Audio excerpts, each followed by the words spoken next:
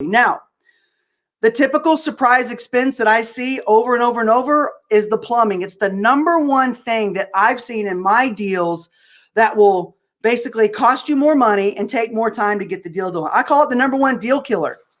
So you always want to have a small budget in your repair expense for the oops, for the extras, for the change orders, for the surprises, especially if you're rehabbing old houses built in 1945.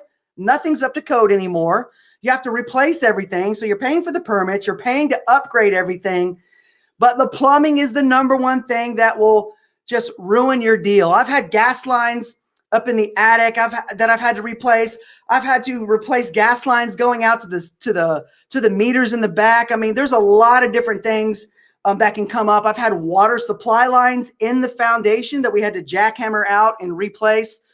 So the plumbing is the number one thing that will kill the deal. If you have any takeaway, just know that from this session here.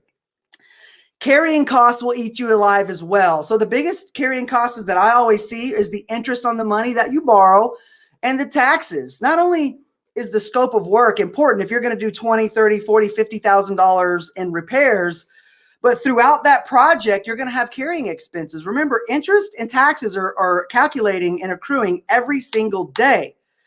Now we call it a line of, it's called the losing return. At some point in the timeline, your return is going to diminish over time. Every single day, your profits are going down because your expenses are increasing.